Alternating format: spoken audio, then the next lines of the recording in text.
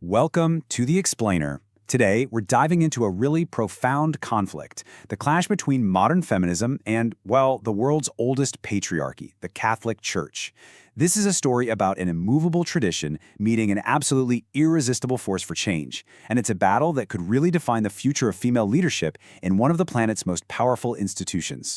So let's just start with this quote from theologian Mary Daly, because it cuts right to the heart of the whole feminist critique. The idea is, as long as the ultimate divine authority is pictured as male, it just keeps reinforcing a system down here on Earth where men hold all the power over women. It's a pretty powerful thought to kick us off. Okay, here's how we're going to break it all down. First, we'll look at the institution itself, then the movement that's challenging it. After that, we'll explore where they collide, see the battle for change, and finally, we'll ask the big question: what does the future actually hold? All right, let's get into it. The source material really frames the Catholic Church as an institution that is, from its very foundations, structurally and doctrinally dominated by men. You know, this isn't just about old habits or customs. It's a structural reality. The entire hierarchy, the whole system of authority, is built on this one premise, that only men can hold its most sacred roles.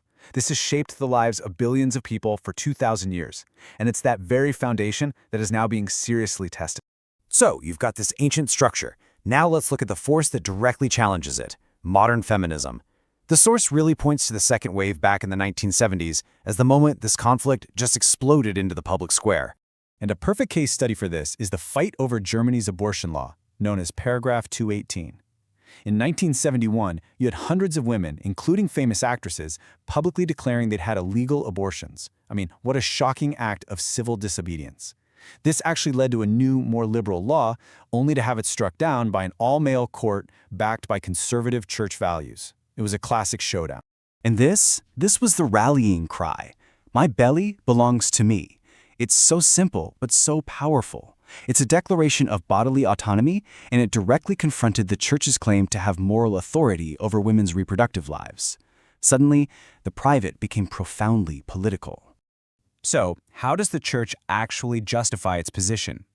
Let's turn to its theological foundations, which, it's important to note, are presented not as opinion, but as unchangeable, divine truth.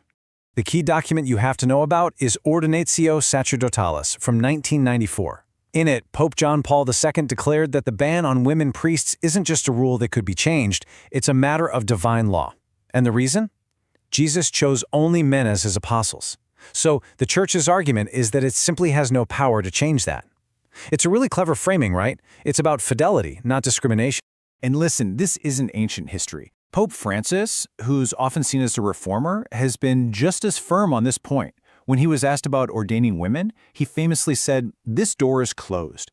That's a super clear signal that on the core issue of power, the very thing that would open the path to all leadership roles, there's just no debate to be had. And this is really where that immovable object meets the unstoppable force.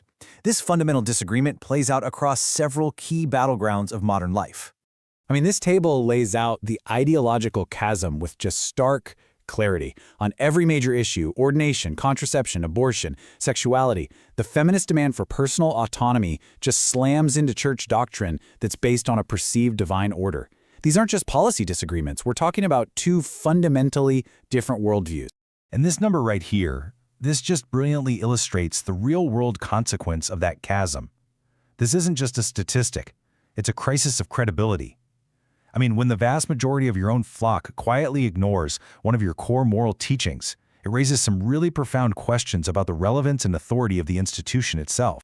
Yeah, this massive gap between the rules and how people actually live their lives hasn't just led to a quiet exodus. No. Instead, it's ignited these powerful, organized movements for reform from inside the church, led by women who are refusing to choose between their faith and their equality.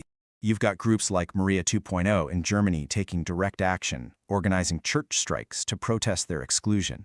Then you have others, like the Roman Catholic women priests, who are in direct defiance ordaining women in ceremonies the Vatican calls illicit. And that results in their automatic excommunication. So these aren't quiet pleas for change, they are loud, public demands. So, with all this struggle and protest, where does that leave us today? Let's move to the current state of play and see how this is all building towards a possible future.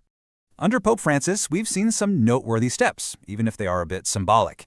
He's created commissions, appointed women to senior Vatican roles. But at the same time, the Vatican has drawn a hard red line. The priesthood, still off limits. And those bold reform efforts coming out of places like Germany, they're being met with some pretty stern warnings. It's like a classic case of one step forward while making sure the most important doors stay firmly locked. But here is the crucial point: a huge demographic shift. While older generations of feminists are still fighting for a place within the church, a lot of younger people who are raised in a world where gender equality is just a baseline expectation, they're simply walking away. They're not fighting the institution, they're just ignoring it. And that leaves us with this provocative final question. If the energy for reform comes from people who feel a deep connection to the institution, what happens when the next generation feels no connection at all? The ultimate question might not be if there will ever be a female pope, but whether, by the time that door ever opens, there will be anyone left who even cares.